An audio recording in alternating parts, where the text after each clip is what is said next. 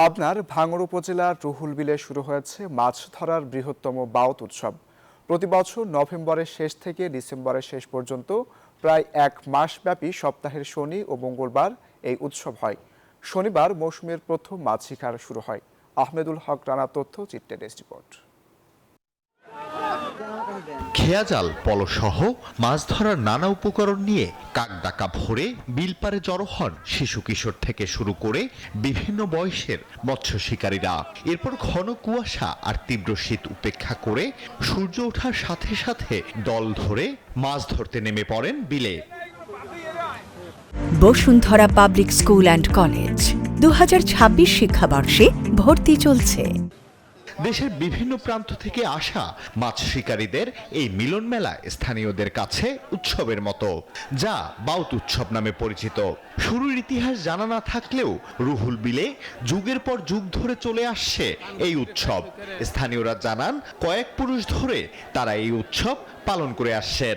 অনেক দূর দূরান্ত থেকে লোকজন আসে। এটা হচ্ছে একটা আনন্দ বা উৎসব বলা চলে। মাছ পাওয়াটা বিষয় আনন্দ উৎসব করার জন্য আসে, অনেকের সাথে দেখা হয়। সর্দি, বোয়াল, শোল, রুই, কাতল, গজা সহ বিভিন্ন দেশীয় মাছ পাওয়া যায় এই বিলে।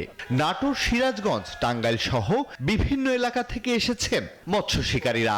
তারা বলেন আগে এই বিলে প্রচুর মাছ পাওয়া যেত, তবে গত কয়েক বছরে চায়না, দুয়ারি সহ বিভিন্ন নিষিদ্ধ জালের ব্যবহারে এই বিলের মাছ ব্যাপক হারে কমে গেছে।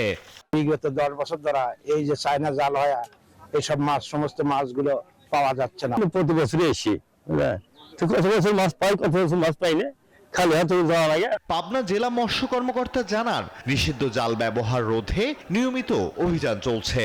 চায়না জালের বিষয়ে অভিযান অব্যাহত আছে এবং সেচ দিয়ে জলাশয় শুকিয়ে মাছ ধরা ইতিমধ্যে নিষিদ্ধ করেছি। কোন জায়গায় যদি আমরা এটা পেয়ে থাকি তার বিরুদ্ধে অবশ্যই আইনানুগ ব্যবস্থা গ্রহণ করছি। গ্রামীণ এই ঐতিহ্যকে টিকিয়ে রাখতে কার্যকর উদ্যোগ গ্রহণ সহ মাছের প্রাকৃতিক অভয়াশ্রম গড়ে তুলবে সরকার, এমনটাই প্রত্যাশা পাবনাবাসীর। Desk report, news 24।